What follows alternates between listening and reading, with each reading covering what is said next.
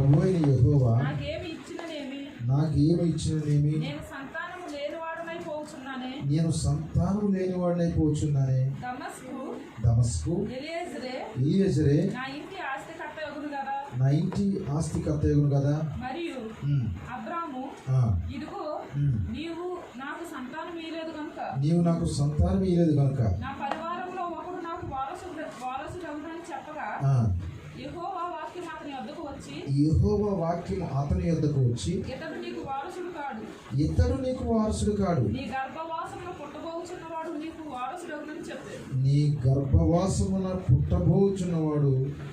నీకు వారసుడగునని చెప్పాను. దేవుడు తన పరిశుద్ధ వాక్యం దీవించి ఆశీర్వదించును గాక. చిన్న ప్రార్థన చేసుకున్నాం. ప్రేమ నమ్మకం కలిగిన మా ప్రియ పరలోక తండ్రి, మీ పరిశుద్ధమైన నామానికి స్తోత్రాలు చెల్లిస్తున్నాను. ఈ రాత్రి కాలంలో ఇంతవరకు కూడా ఆయన జరిగించిన కార్యక్రమం అంతటిని బట్టి నీకు ఎంతగానో వందనస్తులమైన నా ప్రభు దేవ, ఏమిచ్చి నీ రుణం చెల్లించగలను ప్రభు. ఆ సహోదరులు ప్రభు, ఇక్కడ పిల్లలందరిని బట్టి నీకు వందనాలు. వారు చూపించిన ప్రేమ కొరకు స్తోత్రాలు చెల్లిస్తున్నాను. పెద్ద మాటలు మాకు ఇవ్వడం ప్రభు. ఈ రాత్రి మాతో మాట్లాడండి ప్రభు. సమస్త మహిమ ఘనత ప్రభావం మీరే పెట్టుకోవాలి. గొప్ప దేవుని గారు చూపరుచుకున్నాం.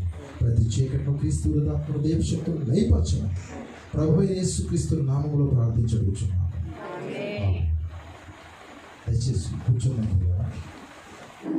మన ప్రభు అయిన యేసుక్రీస్తు ఘనశుభ నామానికి మహిమ కలుగును గాక.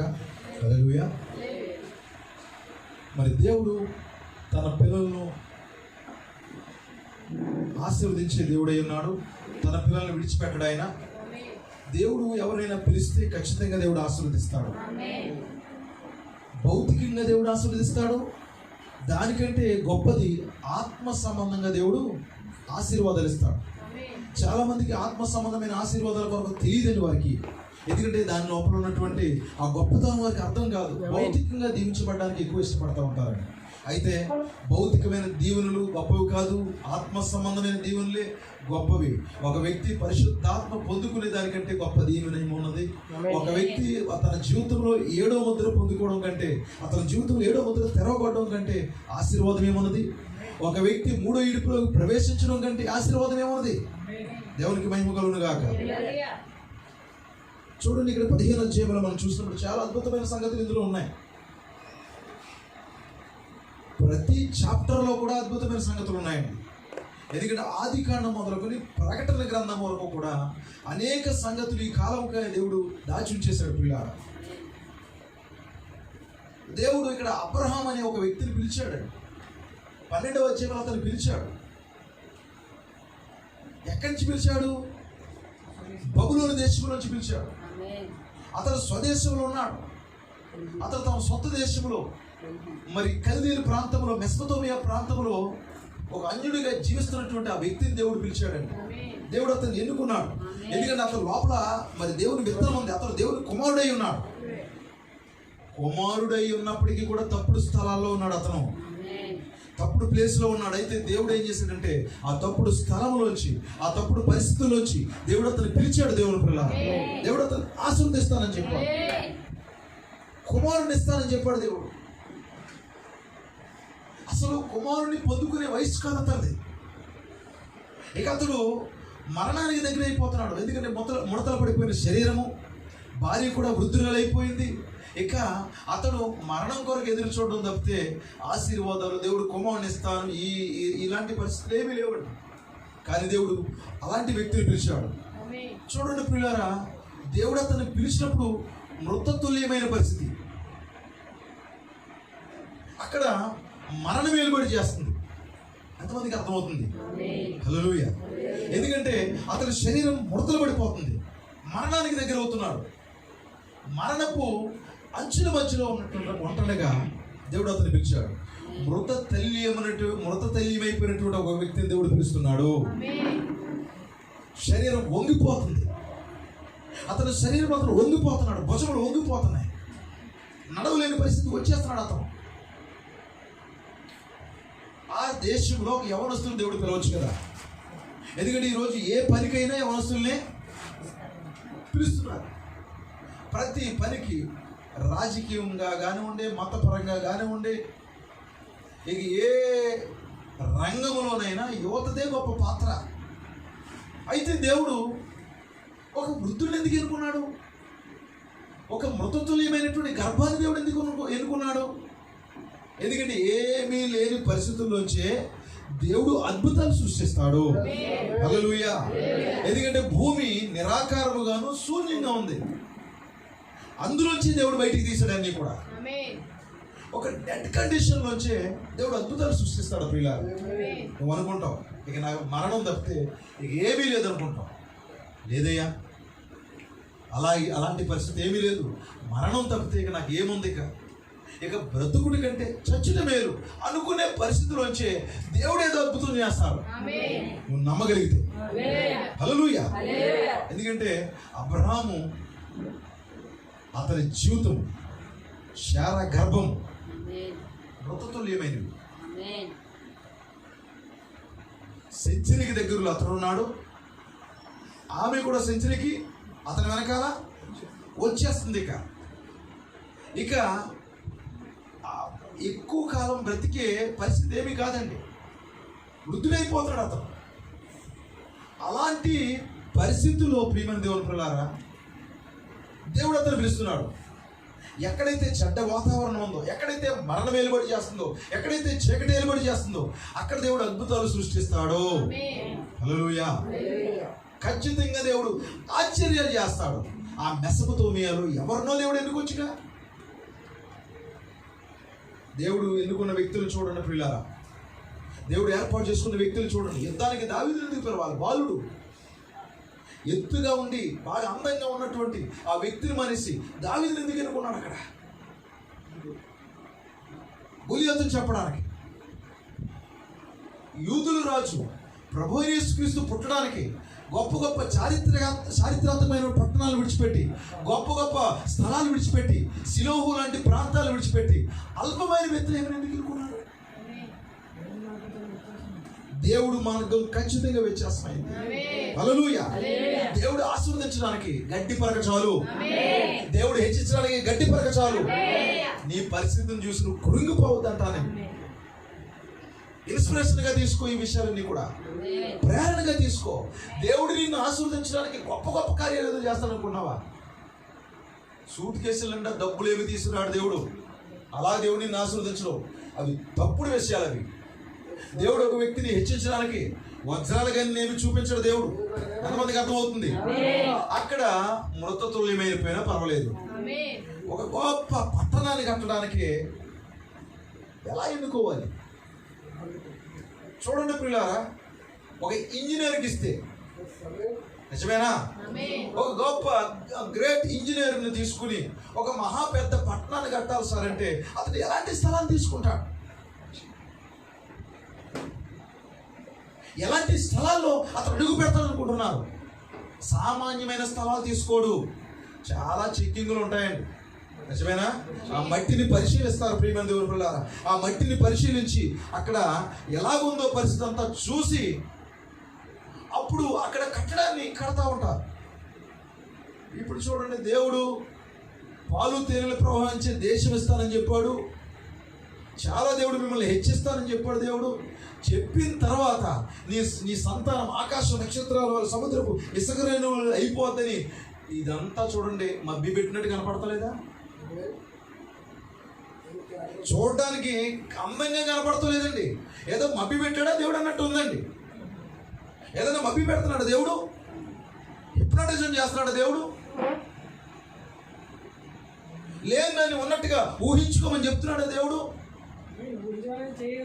దేవుని స్తోత్రం కలుగును గాక. హల్లెలూయా. మరి నిత్యముగా ఆ ల్యాండ్ని ఆయన సర్వే చేస్తున్నప్పుడు ఉంటున్నారా, అనేక ల్యాండ్లు సర్వే చేశారు దేవుని పిల్లలారా. ఇప్పుడు అబ్రాహాముకి దేవుడు ఇస్తున్నప్పుడు రాళ్ళు గుట్టలు, ఆ తర్వాత అతని లోపల నుంచి కుమారుని తీసుకురావడానికి మంచి యంగ్ కాదండి, మృతతుల్యమైన పరిస్థితి, ఓల్డ్ మ్యాన్.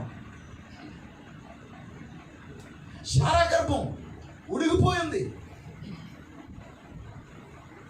ఋతుచక్రం ఆగిపోయింది, నమ్మకాలు లేవు అక్కడ, ఎటువంటి నమ్మకాలు లేవు. అయితే దేవుడు అన్నాడు, రండి మిమ్మల్ని నేను హెచ్చిస్తాను, మీ శరీరాన్ని మార్పు చేస్తాను. ఈ రాళ్ళు గుట్టలను ఆశీర్వాదకరమైన ప్రాంతాలుగా మార్చేస్తాను. ఏంటి ఆ రాళ్ళు గల గుట్టలు గల ప్రదేశం ఏంటి? నీ జీవితం అది. ఆ అరణ్యాలు ఏంటి? నీ జీవితం అది. పాడైపోయిన స్థలాలు ఏంటి? నీ జీవితం అది. నువ్వు పాడైపోయావు, నువ్వు నశించుకోవడం సిద్ధంగా ఉన్నావు. అబ్రహాము శారా మరణానికి దగ్గర అయిపోతున్నారు. నువ్వు మరణించాలి. అయితే దేవుడు నిన్ను పిలుస్తున్నాడు. దేవుడిని ఎన్నుకున్నాడు. నిన్ను అలా ఉంచను నేను. అబ్రహామా నిన్ను మృతతుల్యమైన వ్యక్తిగా ఉంచను. శారా నిన్ను మృతతుల్యమైన వ్యక్తిగా ఉంచను. మిమ్మల్ని మార్పు చేయబోతున్నాను నేను. మిమ్మల్ని హెచ్చించబోతున్నాను. మీ లోపల నుంచి వాగ్దాన పుత్రుని తీసుకొస్తాను నేను. దేవుడు చెప్పాడండి, బయటికి తీసుకొచ్చాడు. బయటికి తీసుకొచ్చిన తర్వాత దేవుడు అతన్ని ఆశీర్వదించడం మొదలుపెట్టాడు, దీవించడం మొదలుపెట్టాడు. దేవుడు దీవిస్తున్నప్పుడు అబ్రహాం మర్చిపోలేదండి. ఏంటది? ఏం మర్చిపోలేదు? దేవుడు కుమారుని ఇస్తానన్న సంగతే మర్చిపోలేదు. నీకు వాగ్దానం చేయబట్టే మర్చిపోతావు. నువ్వు మర్చిపోతావు. దేవుడు నీకు ఏదైనా చేస్తానని చెప్పిన తర్వాత నిన్న హ్యాపీగా ఉంటావు, ఈ రోజు ఎందుకో అలాగ ఉండవు. 6 నెలల క్రితం బాగుంటావు, ఇప్పుడు బాగు. నీకేంటయ్యా అసలు? నీకేంటమ్మా అసలు? ఏమీ గలిబిలి చెందకండి. దేవుడు చేస్తానని చెప్తే అది ఖచ్చితంగా 100% కంటే ఎక్కువగానే దేవుడు చేస్తాడు. హల్లెలూయా. అనుమానం చేయకండి ఎవరు కూడా. మర్చిపోలేదు. మరి అబ్రహాము దగ్గరికి వాగ్దానం వచ్చింది. ఇవి జరిగిన తర్వాత యెహోవా వాక్యం అబ్రహామునకు దర్శనమందు వచ్చి, అబ్రహామా భయపడకము, నేను నీకు కేడము, నీ బహుమానము అత్యధికమగునని చెప్పాను. రోజు రోజుకి ముడతలు పడిపోతున్న శరీరంతో దేవుడు ఏమంటున్నాడు? నీ బహుమానం అత్యధికం అవుతుంది. ఏంటి సార్ ఏం మాట్లాడుతున్నారు? మీరు బోధించే కొద్ది నా పరిస్థితి ఇంకా దిగజారిపోతుంది. నువ్వు ధైర్యపరిచే కొద్ది ఇంకా హీనమైపోతుంది నా జీవితం. ఏం చెప్తున్నారు సార్? ఏముంటే ఏంటి నాకు అసలు? ఎంత ఉంటే ఏంటి? ఎందుకంటే వారు నివసించలేనంత ఆస్తి వచ్చేసిందంట వారికి. ఎవరు? లోతు అబ్రహాము కలిసి నివసించలేనంతగా వారు ఆశీర్వదించబడిపోయారండి. వారికి మరి మాటికి తగులాట అయిపోతుంది. అయితే ఇంత జరిగినప్పటికీ కూడా అతడు దేవుడు వాగ్దానం ఇస్తానన్నాడు. నాకు ఏమి ఇస్తానన్నాడో అది ఇచ్చేంత వరకు కూడా నాకు ఏది తృప్తి లేదు. ఈరోజు మెనీ డినామినేషన్స్, మరి అనేక సంఘ శాఖలు అద్భుతాలతోనూ స్వస్థతలతోనూ చిన్న చిన్న కార్యాలతో తృప్తి పడిపోతున్నారు. ఒక గొప్ప మందిరాన్ని కట్టి, ఒక గోపురాన్ని కట్టి తృప్తి పడిపోతున్నారు. ఇక అక్కడ కూర్చుని ఆ పాస్టర్ కానివ్వండి, ఆ పాస్టర్ కుటుంబం కానివ్వండి, ఎంత పెద్ద మందిరం కట్టాం, అయిపోయిందా? నీ పని అయిపోయిందా? ఇదేనా నీ ఆశీర్వాదము? నేను చాలా పెద్ద పెద్ద సభలు పెట్టించాను, అంతేనా నీ ఆశీర్వాదము? ఇదిగో మేము బంగ్లాలు కట్టాము, కారులు సంపాదించాము, కాలేజీలు స్థాపించాము, హాస్పిటల్ స్థాపించాము. నేను ప్రార్థన చేస్తుంటే ఓరికే రోగులు స్వస్థపడిపోతున్నారు. అబ్రహాము ఈ భౌతికమైన వాటిని బట్టి సంతోషించే వ్యక్తి కాదు. దేవుడు వాగ్దానం చేసినటువంటి ఒక సెపరేట్ కార్యం ఉంది. హల్లెలూయా. ఏమిస్తాడు? కుమారుణ్ణి ఇస్తానన్నాడు. నీకు ఖచ్చితంగా కుమారుణ్ణి ఇస్తానన్నాడు అంటున్నాడు. ఏమన్నాడు చెప్పండి? మామూలుగా మాట్లాడేస్తున్నాడు. అందుకు అబ్రహాము ఏమన్నా చెప్పండి? దేవుడు నేను నీకు కేడము, నీ బహుమానము అత్యధికమగునని చెప్పాను. దేవుని స్తోత్రం కలుగును గాక. ఏమన్నాడు? Fear not. After this things the word of the lord came unto Abraham in a vision, saying, fear not. Abraham, దేవుని స్తోత్రం కలుగును గాక. ఓ అబ్రహాము, నువ్వు భయపడకు, నీ బహుమానం అత్యధికం అవుతుంది. నేను నీ కేడునయ్యా. ఇంకేం బహుమానాలు ఎక్కువ చేస్తావు తండ్రి? ఇంకా దాసదాసీల్ని, గొర్రెల్ని, గొడ్డుల్ని అన్ని దేవుడు ఇచ్చిన ఏంటి నాకు ప్రయోజనం? నిజమైన అబ్రహాము సంతానం ఇలాగే మాట్లాడతారు. హల్లెలూయా. కొన్ని స్వస్థతలు పొందుకున్నాము, ఇల్లు కట్టుకున్నాము, పెళ్లి చేశాము. నా ఆశ అంతా ఇదేనండి. మరి మా యొక్క మనవరాలకు పెళ్ళి అవుతుంది, అంతే చాలు. ఇక నేను ఇక తృప్తి పడతాను, సంతోషంగా చచ్చిపోతాను. నేను ఏంటిది? పెళ్ళిళ్ళ కోసము, ఇల్లు కోసము, భౌతికమైన ఆశీర్వాదాల కోసం మరి ఈ యొక్క సహజాతీతమైనటువంటి అబ్రహాము సంతానం వచ్చిందా? దాని కొరకు మనం వచ్చామా? నా కళ అంతా ఏంటంటే, నా యొక్క డ్రీమ్ అంతా ఏంటంటే, నేను ఒక ఇల్లు కట్టాలండి, చాలు నా జీవితానికి. నేను ఒక జాబ్ సంపాదించాలండి, చాలు నా జీవితానికి. మరి కుమారుడు వద్దా? ఏంటి కుమారుడు కావాలి? కుమారుడు ఇప్పుడు నేను భౌతికంగా మాట్లాడట్లేదు, నేను ఆత్మీయంగా మాట్లాడాలని ఆశపడుతున్నాను. ఇప్పుడు అబ్రహాము జీవితంలోకి ఇస్సాకు రావాలి. ఇస్సాకును పొందుకుంటేనే కానీ దేవుడు అతనికి మరి చేసిన వాగ్దానం ఫుల్ఫిల్ అవుదాం. దేవుడికి మహిమ కలుగును గాక. కుమారుడు పొందుకోవాలి ఖచ్చితంగా. మధ్యలో ఎన్ని ఆస్తిపాస్తులు వచ్చినా, ఎన్ని మరి ఏమొచ్చినా ఇతను పెద్దగా రెస్పాండ్ అవ్వట్లేదు. అయినా దేవుడు వచ్చి నీ బహుమానం అత్యధిక మగునను కానీ అలా ఉబ్బిపోయి, ప్రభువా నీకు స్తోత్రాలు తండ్రి, ఇంకేం సంపాదించబోతున్నాము. శారా దేవుడు కనపడ్డాడు నాకు, నువ్వేం భయపడగలుగుతున్నాడు, నీ బహుమానం అత్యధికం అవుతుంది అన్నాడు. మరి ఎంత ఉంది లెక్కే, ఇంకా రెట్టింపు అయిపోతాయి. ఇదిగో ఈ కనబడే ల్యాండ్ అంతా మనం కొనేపోతున్నాం, ఇంకా ఈ చుట్టుపక్కలంతా మనం స్థాపించేసుకుంటాం, ఆస్తులు ఐశ్వర్యాలు సంపాదించేసుకుని మనం హెచ్చించబడిపోతున్నాం. ఎలాగంటలేదండి, చిన్న నిట్టూర్పు విడుస్తున్నాడండి. ఎంతమందికి అర్థమవుతుంది? హల్లెలూయా. నిట్టూర్పు విడుస్తున్నాడండి. నీ కేడెమును, నీ బహుమానం అత్యధికం అవుతుందంటే ఏమనాలి? థ్యాంక్ యూ లార్డ్, స్తోత్రాలు ప్రభువా, నువ్వు నిజంగా నన్ను ఆశీర్వదిస్తున్నందుకు వందనాలు ప్రభువా. అంటే వచ్చే సంవత్సరం ఇంకా మంచి కారు కొనేస్తాను, ఇంకా మంచి పెద్ద బిల్డింగ్ కట్టేస్తాను, ఇంకా పెద్దగా ఏదో సంపాదించేస్తాను. ఇదిగో మన దేవుడు చెప్పాడు, నేను బైబిల్ కాలేజీ కట్టేస్తాను, రోగుల కొరకు హాస్పిటల్ కట్టేస్తాను. ఈ భౌతికమైనటువంటి విషయాలు బట్టి అబ్రహాము ఎన్నడు ఆనందించడు. హల్లెలూయా. ఒక నిట్టూర్పు విడుస్తున్నాడు. ఏమన్నాడు? అయిననేమి. అందుకు అబ్రహాము నాకు ఏమి ఇచ్చినానేమి. అర్థమైందండి? ఏదో ఒక శాపం మమ్మల్ని వెంబడిస్తుందండి. సంతానం లేకుండా మా యొక్క గర్భం మూయబడిపోయింది, ఒక శాపం మా మీద ఉండిపోయింది. ఇవన్నీ ఉంటే ఏంటి ప్రభువా? కుమారుని ఇస్తానని చెప్పావు కదా, వారసుడు లేడు, నేను సంతానం లేనివాడనై పోచున్నానే. ఇదిగో మీకు అర్థమవుతుందా? దమస్కు ఎలియాజరే నా ఇంటి ఆస్తికి కర్త ఎదురు కదా. ఏమిస్తే ఏంటి ప్రభువా? ఎప్పుడైనా మీరు ప్రార్థన చేశారా? హల్లెలూయా. ఏంటి ప్రార్థన? ఒక మంచి ఇల్లు కట్టుకుని గృహప్రవేశం చేసి దేవానికి స్తోత్రాలు, ఇక అక్కడి నుంచి కుటుంబ ప్రార్థన మానేసి నువ్వేదైతే పొందుకున్నావో, పొందుకున్న తర్వాత నువ్వేదైతే గోలు పెట్టుకున్నావు, ప్రార్థన చేసావు, కన్నీరు వచ్చేసింది, పొందేసుకున్న తర్వాత రెస్ట్ తీసుకున్నావు.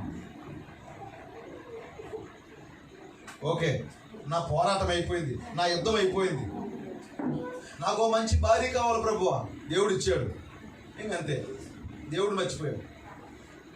నాకు ఒక గృహం కావాలి ప్రభువా, నాకు ఒక ఉద్యోగం కావాలి ప్రభువా, నాకు ఒక వ్యాపారం కావాలి ప్రభువా, నాకేదో ఉపాధి కావాలి ప్రభువా, దేవుడు ఇచ్చేశాడు. రెస్ట్లోకి వెళ్ళిపోతావా? ఈ ఉద్యోగం ఉంటే ఏంటి ప్రభువా, ఈ వ్యాపారం ఉంటే ఏంటి ప్రభువా, ఈ నాకు ఇల్లు ఉంటే ఏంటి ప్రభువా, స్థలం ఉంటే ఏంటి, పొలం ఉంటే ఏంటి, బైక్ ఉంటే ఏంటి, నాకు ఇల్లు ఉంటే ఏంటి ప్రభువా, నాకు కుమారుడు కావాలి. హల్లెలూయా. నాకు ఇస్సాకు కావాలి నా జీవితంలో. ఇస్సాకును ప్రవేశపెట్టు. హల్లెలూయా. వితౌట్ ఐజాక్ లేకుండా, ఇస్సాకు లేకుండా అబ్రహాం ఎందుకు?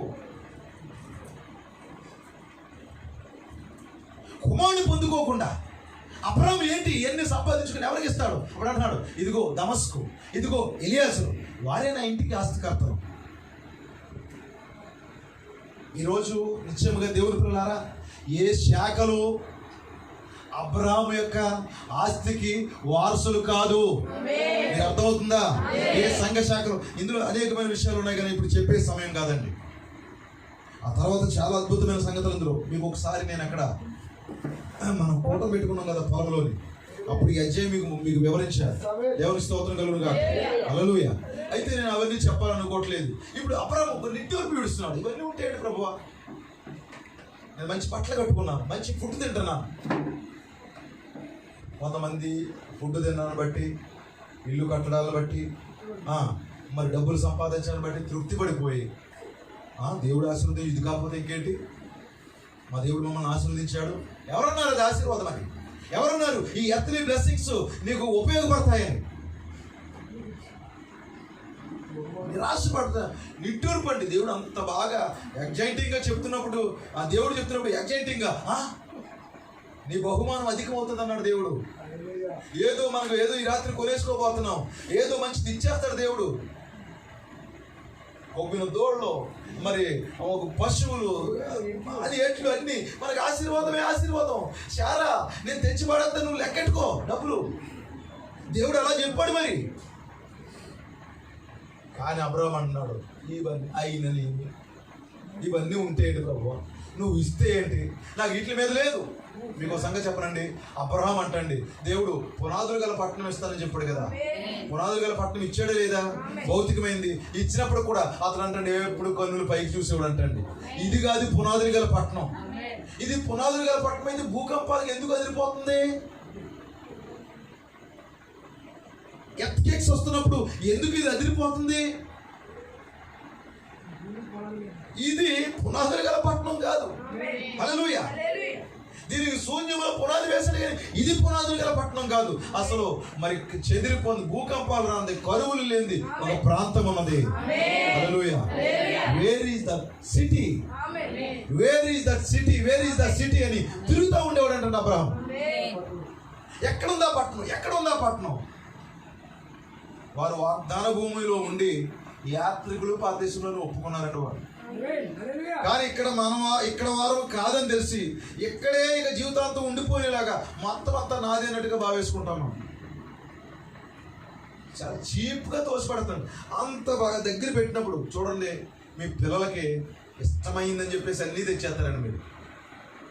కానీ వాళ్ళ మనసులో ఒకటి ఎప్పుడో వాగ్దానం చేశారు, ఇస్తానని చెప్పారు, అవన్నీ దగ్గర పెట్టారు. పెట్టిన తర్వాత ఆహా ఓహో అనరండి, నువ్వు ఎన్ని వేలు ఖర్చు పెట్టినా అవన్నీ అలా పక్కన పెట్టేసి అది ఇది. ఇప్పుడు నా కుమారుడికి అన్నీ తీసుకొచ్చాను, దేవుని స్తోత్రం కలుగునుగా.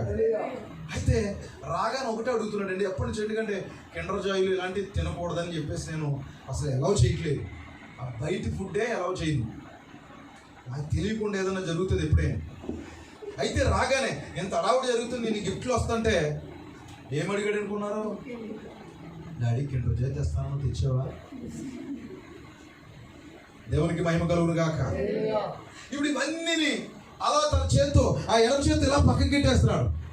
కొన్నిసార్లు దేవుడు నీ హృదయం ఎలా ఉంటుందో కూడా పరీక్షిస్తాడు.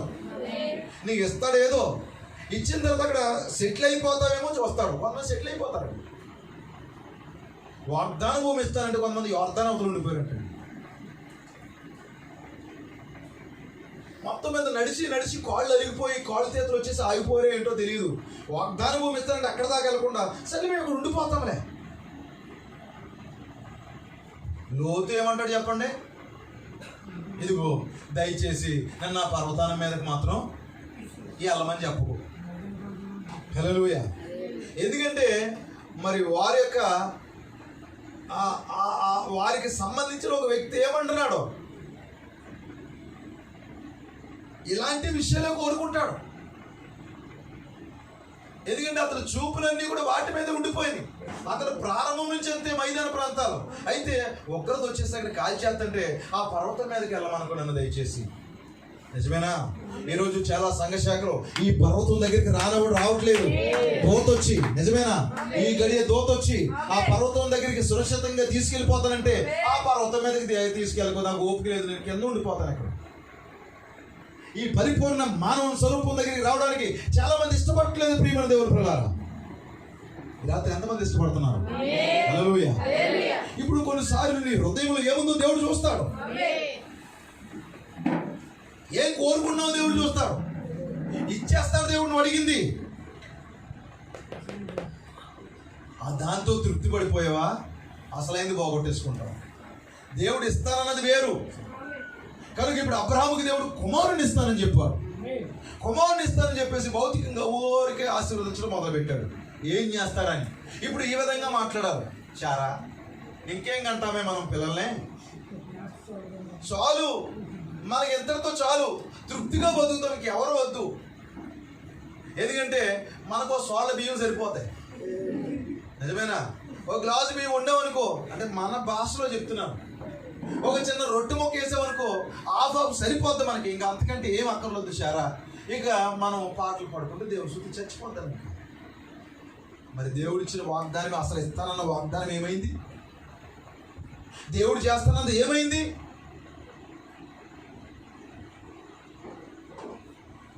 ప్రియ దేవుని పిల్లలారా, దేవుడు నీకు నిత్య జీవం ఇస్తానని వాగ్దానం చేశాడు, ప్రమాణం చేశాడు. నీకు పరలోకం ఇస్తానని దేవుడు తీసుకొచ్చాడు, వర్తమానం తీసుకొచ్చాడు. ఈ పరలోకం కూడా పక్కన పెట్టేసి, ఈ యొక్క నిత్య జీవం కూడా పక్కన పెట్టేసి, మిగతా వాటి కోసం ఎక్కువగా ప్రయాసపడతా ఉంటున్నావా? దయచేసి నీ పద్ధతిని మార్చుకోమని చెప్తున్నాను ఈరోజు. దేవుడు ఏమిస్తానని చెప్పాడు? కుమారుని ఇస్తానని చెప్పాడు, ఆశీర్వదించేశాడు. నీ హృదయం ఎలా ఉంటారు? అబ్బాబ్బాబ్బా, ఓకే ఓకే, చాలు చాలు, ఆశీర్వాదం వెంబడి ఆశీర్వాదం, ఆశీర్వాదం వెంబడి ఆశీర్వాదం, దీవుని వెంబడి దీవెన వచ్చేస్తంటే అబ్రహాం ఉబ్బు తబ్బిబ్బైపోవట్లేదండి. ఇవన్నీ ఇలా పక్కన పెట్టేశాడు. అయిననేమి, నేను సంతానం లేని వాడు అయిపోయాను, నా గర్భం మూయబడింది, ఏదో శాపం మా మీద ఉండిపోయింది. దమస్కు ఎలియాజరే నా ఇంటికి ఆస్తికి కర్తలైపోతారు ప్రభువా. ఓహో, స్పృహలోనే ఉన్నావా అబ్రహామా? దేవునికి మహిమ కలుగును గాక. సంగమా, స్పృహలోనే ఉన్నావా? ఎంతమంది స్పృహలో ఉన్నారు? ఎందుకు పిలిచాడు ఇక్కడికి నిన్ను? ఈ వర్తమానంలోకి ఎందుకు పిలిచాడు? ముఖ్యంగా దేవుని పిల్లలారా, ఈ సంఘం దగ్గరికి నిన్ను, ఈ సంఘంలోకి దేవుడు ఎందుకు ఏర్పాటు చేసుకున్నాడు నిన్ను? మనం డబ్బాలు కొట్టుకుంటాక, నేను కాబట్టి నేను నిలబడిపోయి నేను చెప్పుకోవడానిక, మేము కాబట్టి మనం చెప్పుకోవడానిక, ఆత్మీయ గర్వం పొందుకోవడానిక మేము వర్తమానంలో ఉన్నాం, మాకు వర్తమానం తెలుసు, మేము ఫలానా చర్చికి వెళ్తాం అని చెప్పుకోవడానికి నేను పిలిచాడా? సంఘ రిజిస్టర్లో నీ పేరు నమోదు చేయించాలని దేవుడు పిలిచాడా? దేవుడు నేను వాగ్దానం చేసి, నేను పాస్టింగ్ చేస్తాను, నేను సంఘ పెద్దం చేస్తాను, నేను సాంగ్ లీడర్ని చేస్తాను, నేను ట్రస్టీని చేస్తాను,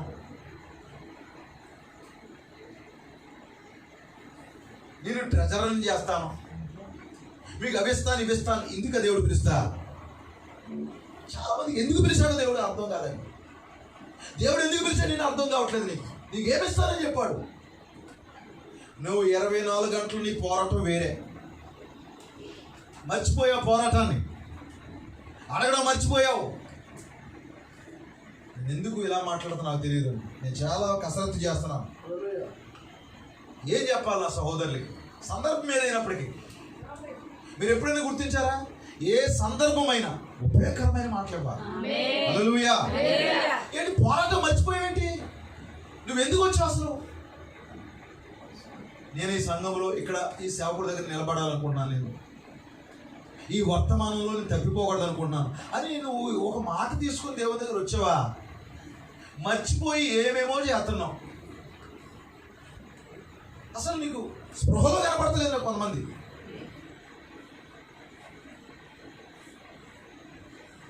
దేవుడు దీవించేశాడు, దేవుడు ఆశీర్వదించేశాడు, దేవుడి దగ్గర మేము పొందేసుకున్నాము, అయిపోయిందంతా, రెస్ట్లో ఉండిపోతున్నాము. ఈరోజు సంగమా, రెస్ట్లోకి వెళ్ళకండి. సేవకుడిగా నేను కూడా రెస్ట్లోకి వెళ్ళడానికి ఇష్టపడట్లేదు. నేను ఇంకా నా మీద మరి ఈరోజు ఇంకా మరింత బాధ్యత గల సేవకుడిగా ఉండడానికి మీరు నన్ను చేశారు దేవుని పిల్లలు. దేవుడి నిశ్చయంగా మిమ్మల్ని దీవించును గాక.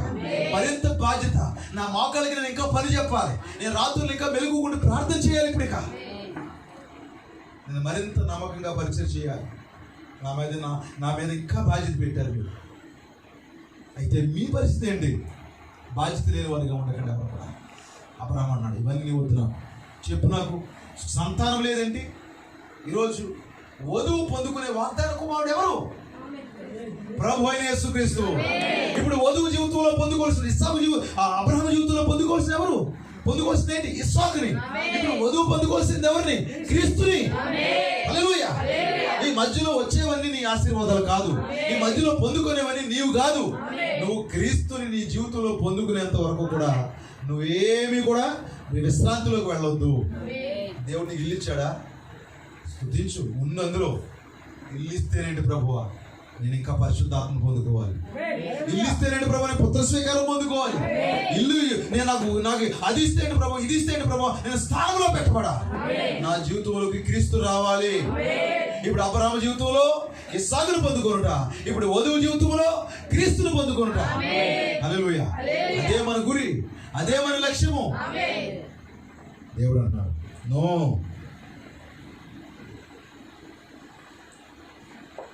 మరి అబ్రహాము, ఇదిగో నీవు నాకు సంతానమే లేదు కనుక నా పరివారంలో ఒకడు నాకు వారసుడు రాగునని చెప్పాను. ఇప్పుడు మనం ఇస్సాకును పొందుకోలేదు కనుక, మనం క్రీస్తును పొందుకోలేకపోతే ఏదో డినామినేషన్కి ఈ ఆశీర్వాదాలను కట్టబెట్టేద్దామా? ఏ శాఖలు ఈ ఆశీర్వాదానికి పొందుకోవడానికి వీలు లేదు. హల్లెలూయా. ఈ పరలోకపు ఆస్తి ఇదంతా కూడా వింటున్నారా? ఇంకేముంది పరలోకపు ఆస్తి? ఏది? 7:6 దేవునికి మహిమ కలుగును గాక. ఈ ఆస్తికి కర్త ఎవరు? దమస్కు ఎలియాజరు కాదు. ఈ ఆస్తికి వారి కర్తలు కాదు. ఈ ఆస్తికి వారి కర్తలు కాదు. హల్లెలూయా. ఎవరికి ఇచ్చేస్తావు? అబ్రహాము అంటున్నాడు, ఈ ఆస్తికి దమస్కు ఎలియాజరు వారే కర్తలు. దేవుడు నీకు ఇచ్చినటువంటి ఈ ఆస్తి, ఈ 7 ముద్రలు, నీ జీవితంలో పొందుకున్న 7వ ముద్ర, దేవునికి మహిమ కలుగును గాక. ఆ పరిపూర్ణ మానవ స్వరూపంలో ఉన్న 7 సద్గుణాలు, దీనికి ఈ అబ్రహాము ఆస్తి అంతటికి కర్తలు ఎవరు? ఏ శాఖలో పొందుకోవడానికి వీల్లేదు. ఒక విషయం చెప్పనండి, ఈ వధువుని స్వీకరించడానికి ఏ బిషప్కి వీల్లేదు. ఈ వధువు మీద అధికారం చెలాయించడానికి ఏ బిషప్కి అధికారం లేదు. క్రీస్తుని పొందుకోబోతుంది ఈ వధువు. దేవుడు అంటున్నాడు, యెహోవా వాక్యము అతని వద్దకు వచ్చి, దేవునికి మహిమ, ఏమైంది చెప్పండి? And behold, the word of the Lord came unto him. అతని దగ్గరికి వచ్చేసింది వాక్యం. ఏమంటుంది ఆ వాక్యం? ఇతడు నీకు వారసుడు కాడు, జస్ట్ నీకు పనివాడు. ఎంతమందికి అర్థమవుతుంది? పనివాడు. దేవునికి మహిమ కలుగును గాక. ఒక మొక్కను తీసుకోండి, విత్తనాన్ని భూమిలో పాతావు. భూమిలో పాతిన తర్వాత ఫస్ట్ ఏమొచ్చింది? కాండం వచ్చింది. నిజమేనా? కాండం పైకి వచ్చింది. అది వారసుడా? కాదండి. తర్వాత ఏమొచ్చినాయి? ఆకులు వచ్చినాయండి. ఆకులు మెల్లిగా ఎదుగుతున్నాయండి. ఈ పక్క ఆ పక్క కొమ్మలు వేసుకుంటూ ఆకులు వచ్చినాయి. ఇదంతా దేనికి? లోపల ఉన్న విత్తనానికి ప్రొటెక్షన్ అన్నమాట. కాపలా. అవి దోసులు మాత్రమే. ఎలియాజరు దమస్కు ఏంటి? అక్కడ ఏం చెప్తే అది చేయడం అంతే, పనివారు మాత్రమే. కానీ అసలు ఎవరు? విత్తనం రాబోతున్నది, విత్తనం పైకి రాబోతున్నది. హల్లెలూయా. ఆకులు వచ్చినాయి, కాండం వచ్చింది, ఆకులు వచ్చినాయి. ఆ తర్వాత ఏమొచ్చింది? ఫలం మెల్లిగా వచ్చింది. ఫలం వచ్చిన తర్వాత కూడా దాని మీద ఏముంటుంది? పొట్టు ఉంటుందండి. ఆ పొట్టు కొంచెం పలకడం కొంచెం ఇబ్బందిగా ఉంటుంది. కానీ ఆ తొక్క, నిజమేనా? అది విత్తనం కాదండి. మీరు వెంటనే ధాన్యం రాగానే కోసేసుకుని ఇంట్లో వండేసుకుంటారా? వాటిని మళ్ళీ ఏం చేస్తారు? ఆ పై పొట్టు కూడా తొలగించేస్తారన్నమాట. చూడండి, అపోస్తుల కాలం విత్తనం ఏమైంది? భూమి లోపల పాతి పెట్టబడింది. అది మెల్లిగా పైకి వస్తుంది. హల్లెలూయా. లూథర్ కాలము, వెస్లీ కాలము, పొట్టు వచ్చేటప్పటికి పెంతెకొస్తు కాలం ఎలా ఉన్నది? విత్తనంలాగా ఉంది. కొన్ని పనులు ఎలాగ ఉన్నాయి? అంతా విత్తనంలాగా ఉంది. కానీ అది కూడా విత్తనం కాదు. అది ఆ పొట్టు వెనకాల, తొక్క వెనకాల విత్తనం దాకా ఉంది. ఇప్పుడు అది వచ్చేదాకా కోత యజమాని హ్యాపీగా ఉండడం. కొన్ని ఆకులు తెచ్చుకుని వండుకోండి అండు, కాండాలు తెచ్చుకుని వండుకోమండు, పొట్టు తీసే పొట్టును వండుకోమంటారు. ఆ విత్తనం రావాలి. ఇప్పుడు అబ్రాహాము జీవితంలో ఈ సాకు వస్తేనే కానీ ఈ ఎలియాజరు, ఈ దమస్కు, ఈ వారసులు కాదు. అబ్రాహాము దగ్గరికి వాక్యం వచ్చేసింది. అబ్రామా, నువ్వు భయపడక, వీరు నీకు ఆస్తికర్తలు కాదు. నీకు అర్థమవుతుందా? ఏ శాఖలకి ఈ ఆశీర్వాదాలు దేవుడు ఇవ్వడానికి ఇష్టపడట్లేదు. మిమ్మల్ని ప్రేమించి మీకు ఇస్తుంటే మరి స్వీకరిస్తారో తృణీకరించుకుంటారో నాకు తెలియదు. కొన్నిసార్లు ఇలా కాకపోతే ఎలా ఉంటుంది వధువు అన్నట్టు ఉంటుందండి. నిజమా కదా? అయ్యి బాబు, ఇంత తగ్గింప, ఇంత ప్రేమ ఏంటి? మాట్లాడితే వాక్యం గురించి మాట్లాడేస్తాం. దేవానికి స్తోత్రాలు కూడా మాట్లాడేసే బాబు. నిజంగా అప్పుడు అనిపిస్తుంది, కంగారు పడటం. హల్లెలూయా. కొన్ని గంటలో, కొన్ని రోజులు ఆగు. అసలు ఇది వదిలేరా? ఏంటి ఇన్ని మార్పులు ఎలా కనపడుతున్నాయి? ఎంతో ఇష్టపడి బలిష్ఠుల దూతగా దిగి వచ్చే పుస్తకాన్ని ఇస్తుంటే, పుస్తకం ఏంటి? పుస్తకం దేవుడు పుస్తకాన్ని ఇవ్వడం ఏంటి? మళ్ళీ అది తినమండం ఏంటి? అది కడుపుకు చేదుగా ఉండడం ఏంటి? నోటికి తీయగా ఉండడం ఏంటి? దీన్ని బట్టి నీకు ఏమి ఎక్కట్లేదన్నమాట. ఈ పుస్తకం మీద కానీ, ఈ మర్మం మీద కానీ, ఏడో ముద్ర మీద ఉండట్లేదు. నీ ఆలోచనలు వేరేగా ఉంటున్నాయి. అబ్రాహాము సంతానానికి ప్రత్యక్షత ఎక్కడో తేడా కొడుతుంది చూస్తాను. కనీసం నోటుకు కూడా చేదుగా ఉందేమన్నాడు సహోదరుడు. వెళ్తాం లేదు అసలు అని బలవంతంగా ఏమి తినకండి అమ్మా. బలవంతంగా బతిమాలి ఎవరో పెట్టేది ఏమి కాదు. ఇది వాంతులు అయిపోతాడు. హల్లెలూయా. బలవంతంగా పెట్టి తినండి తినడానికి కూరామనుకోండి, ఆకలి అంట రావాలి. నిజమా కదా? ఆకలి అవుతుంది. అమ్మ అన్నం పెట్టన్నప్పుడు పెట్టకపోతే ఏడుపు వచ్చేది. అప్పుడు పెడితే ఆవురెవరమంట తింటారు. బలవంతంగా పెడతారు, ఈ మూలకు పరిగెడతారు, ఆ మూలకు పరిగెడతారు. ఆదివారం వచ్చి వాక్యం పెడతండి, ఆ మూలకు పరిగెట్ట, ఈ మూలకు పరిగెట్టారు. మంగళవారం వాక్యం చెప్తుంటే ఇక్కడే కూర్చుంటున్నాం, కూర్చుంటే ఇక్కడ కాకపోతే ఎక్కడ కూర్చుంటాం, కానీ ఆత్మలో ఎక్కడికో పరిగెడుతున్నాం. ఈ పుస్తకాన్ని తీసుకొచ్చి నీకు తినిపించాలని ప్రయత్నం చేస్తుంటే నీకు వెక్కసం అయిపోతే నేనేం చేయను. కొన్నిసార్లు అదే అంటాం. చాలా సంఘాలు చూసినప్పుడు వాళ్ళ తగ్గింపులు, వాళ్ళ పరిచర్యలు, వారి త్యాగాలు చూస్తుంటే కదా వధువంటే, ఇదే కదా వధువంటే. అప్పుడు అనిపిస్తుంది కొంతకాలం, అసలు వధువంటే ఎలా ఉంటుందా? ఇది అసలు వధువేనా? ఇన్ని మార్పులు ఎందుకు వస్తున్నాయి? జాగ్రత్త. దేవుడు నిన్ను ఇష్టపడి బలిష్ఠుల దూతగా దిగి వచ్చి ఆయన కాలంలో మర్మాన్ని బయలుపరిచాడు. స్వీకరించండి ప్రియమైన దేవుడు, ఆ వాక్యంగా జీవించండి. నువ్వు దేంతో భౌతికమైన విషయాలతో తృప్తి పడక, ఆగిపోక, ఏదన్నా దేవుడు ప్రార్థన చేసి అక్కడ ఆగిపోకు, అమ్మయ్య అనుకోకు. నువ్వెప్పుడు అమ్మయ్య అనుకోవాలి చెప్పండి.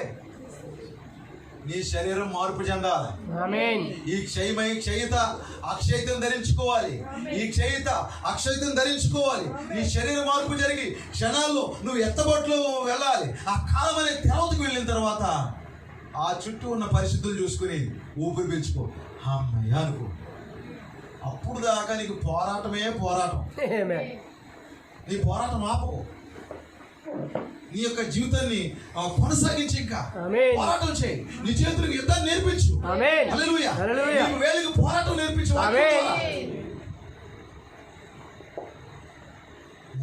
ఇది పొందుకున్నా నేను అలా చేశాను ఇలా చేశానని చెప్పి తృప్తి పడక దయచేసి. ఎస్ ఆమేన్. ఈ సంవత్సరం ఎలా చేశాను, ఆ సంవత్సరం అలా చేశాను, ఆ సంవత్సరం ఎలా పొందుకున్నాను, అబ్రహాం ఎలాగంటారు, అవన్నీ ఒక అలా గెంటేస్తారు, ఎలా గెంటేస్తారు. ఐదునేమేంటి ప్రభు, ఐదునేమి, నాకు కుమారుడు లేడు, వారసుని ఇస్తానన్నావు కదా, గర్భం మూయబడింది, మేము మరి నవ్వులు పాలైపోతున్నాం. నువ్వు ఎడవబడితే దెయ్యం నిన్ను చూసి నవ్వుతుంది. నువ్వు విశాఖను పొందుకో, నీ జీవితంలో క్రీస్తుని పొందుకో. చూడండి, పురుటి నొప్పులు స్టార్ట్ అయిన తర్వాత డెలివరీ ఎంతసేపు అవుతుంది?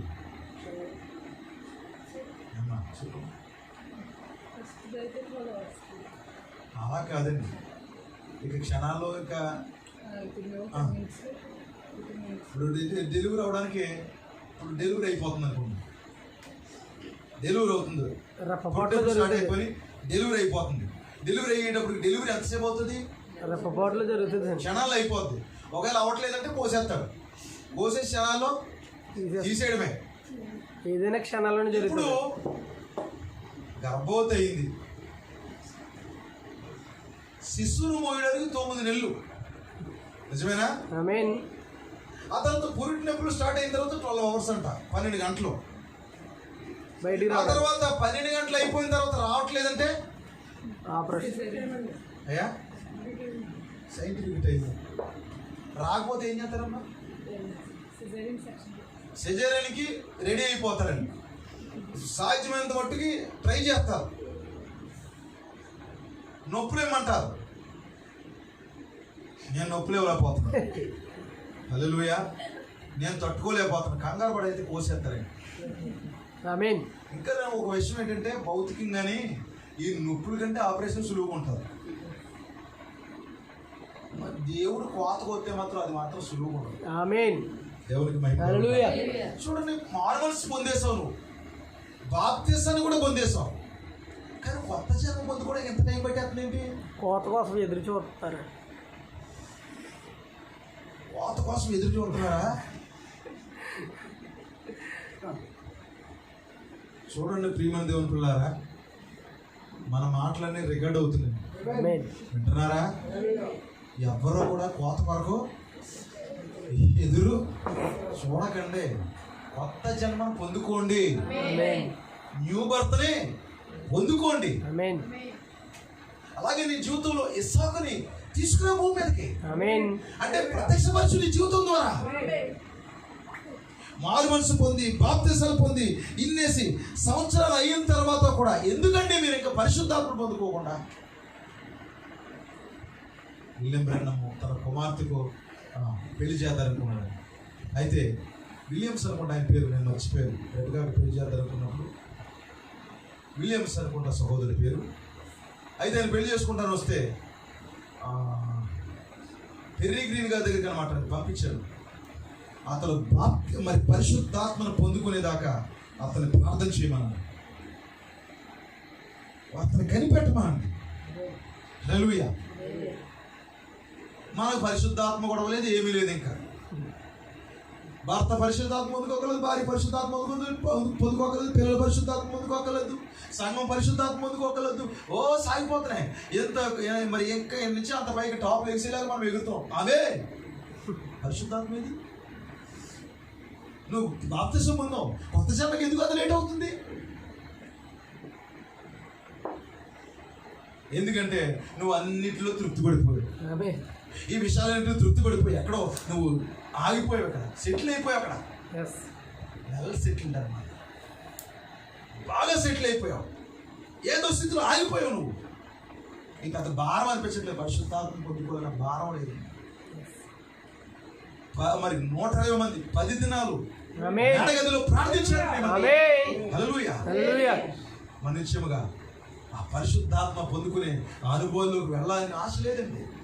అయితే అబ్రహాం అలా కాదండి, క్రీస్తు నేను ఇస్సాకును పొందుకోవాలి, నాకు కుమారుని ఇస్తానన్నావు కదా, ఇస్తానని చెప్పి ఏలైనా నా వారసునిక. అప్పుడు అన్నాడు, నీకు ఏ శాఖ వారసురావు, ఏ సంఘ శాఖలో వారసురావు, నీ సంతతి నీలోంచే రాబోతున్నాడు. నీకు ఇస్సాకు ఇచ్చే సమయం ఆసన్నమైపోయింది. హల్లెలూయా. 15 అధ్యాయాలు అలా చెప్పాడండి. 16, 17, 19 అధ్యాయాలు జరిగినాయా?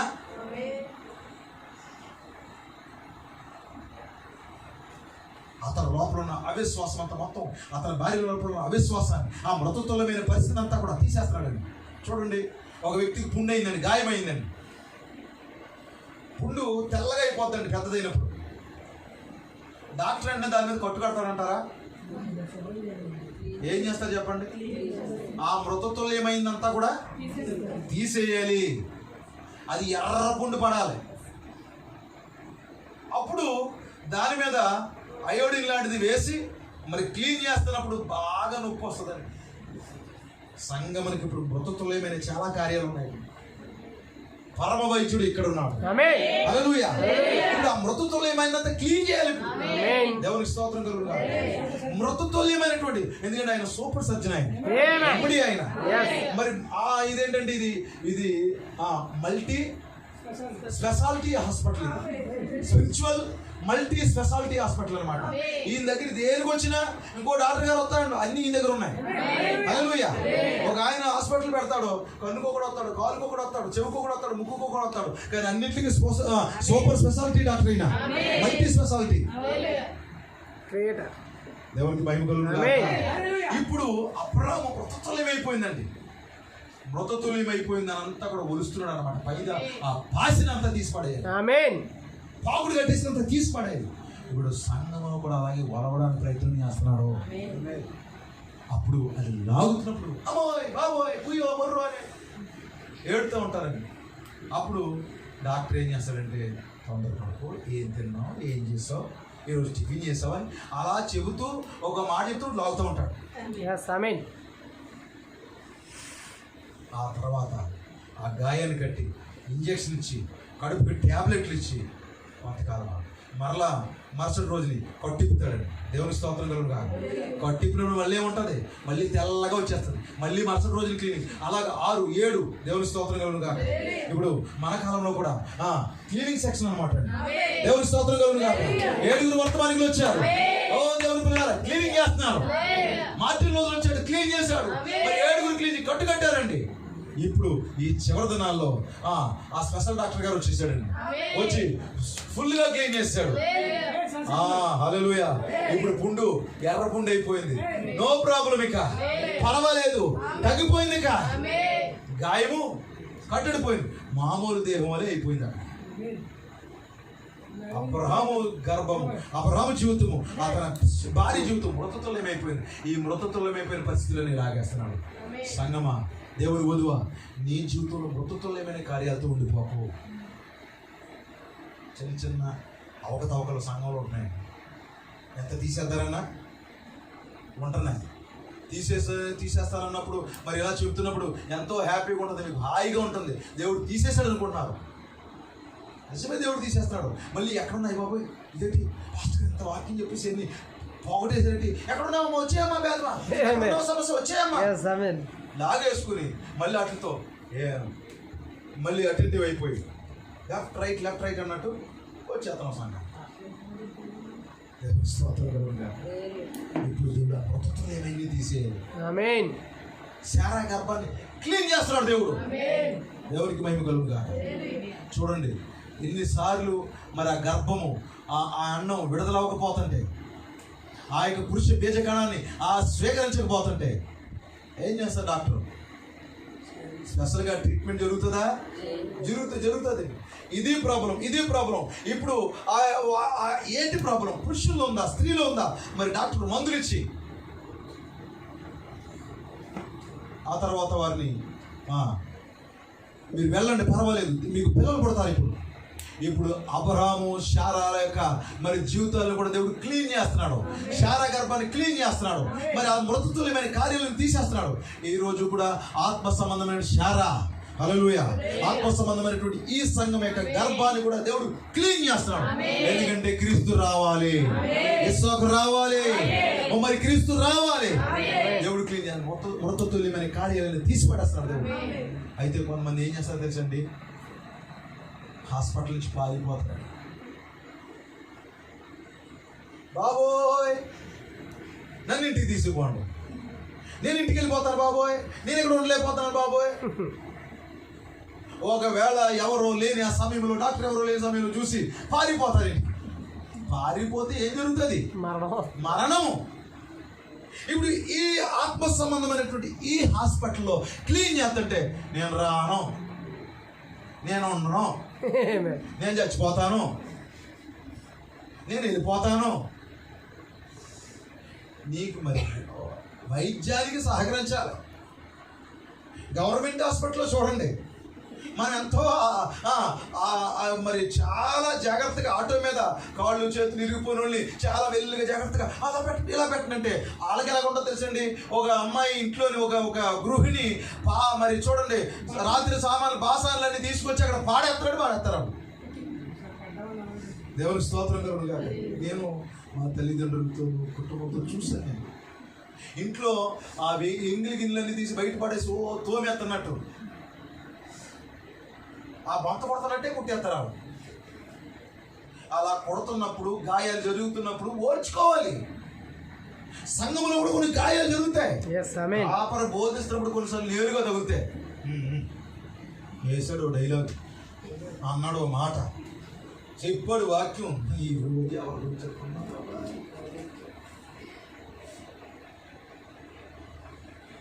తమ్ముడు నీకేం అర్థమైందిరా? మాస్టర్ గారు ఎవరి గురించి చెప్పారా అని అనిపించింది.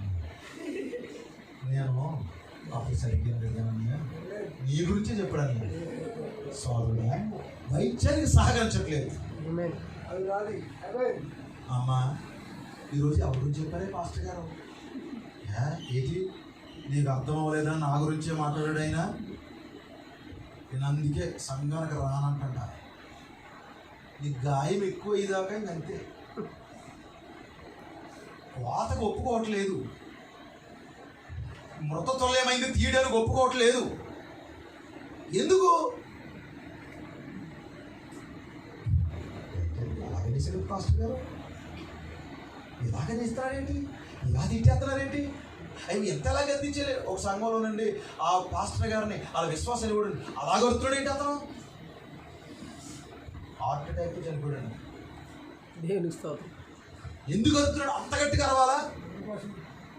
ఎంత గట్టిగా? ఒక్కోసారి అండి పేగులు తెగిపోయినట్టు ఉంటాయండి, ఈ గొంతు దగ్గర మండిపోద్దండి, కాళ్ళు చేతులు లాగేస్తే నడువు లాగేస్తుంది.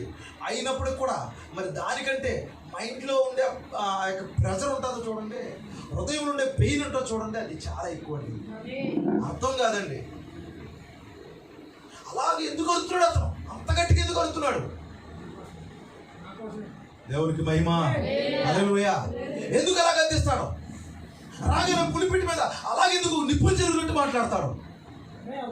దేవునికి మహిమ కలుగును గాక, హల్లెలూయా. ఇప్పుడు డాక్టర్ ఈ విధంగా ఆలోచించి, అయ్యయ్యో మరి ఇది నొప్పుకి తట్టుకోలేకపోతుంది, ఈ ఇంజక్షన్ పడుతుంటే ఏడ్చేస్తుంది, అమ్మ నీకేమి చేయాలి నాకు లేదు, నువ్వు వెళ్ళిపో అమ్మ, నువ్వు హాయిగా కింద రెస్ట్ తీసుకోమన్నాడు అనుకోండి. ఆడు మంచి డాక్టర్ కాదు, అతను సరైన డాక్టర్ కాదు. ఏ కాపరైనా మరి సబ్బు రాసి చక్కగా ఏమి ఎరగనట్టుగా మరి ఆనందంగా పొగిడేసి మిమ్మల్ని సంతోషంగా మీ ముఖాలు ఏం మారకుండా వాక్యం చెప్పాడు కూడా వారు సరైన పాస్టర్ కాదు.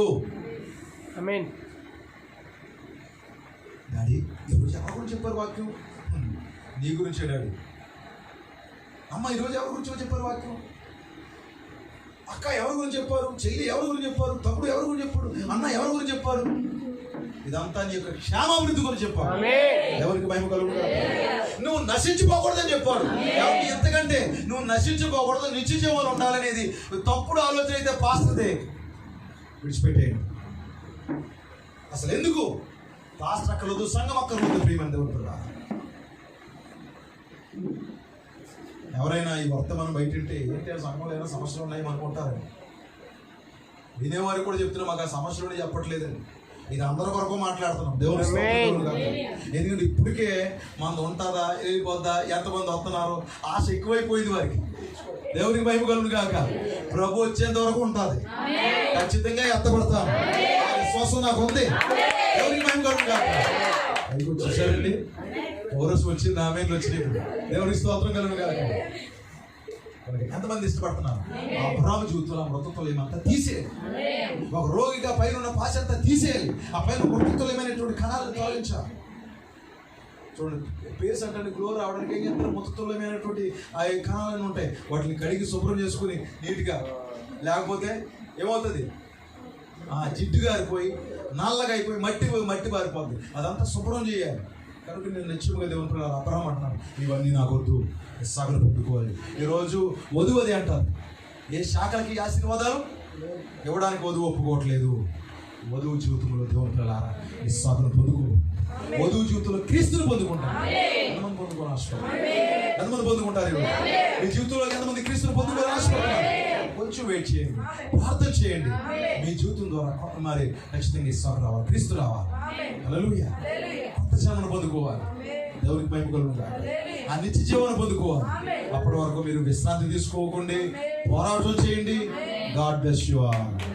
దేవుడు మనందరినీ దీవించుగాక. దేవుడు మనందరినీ ఆశీర్వదించుగాక. ప్రార్థన చేసుకోండి. దేవుడు బాగా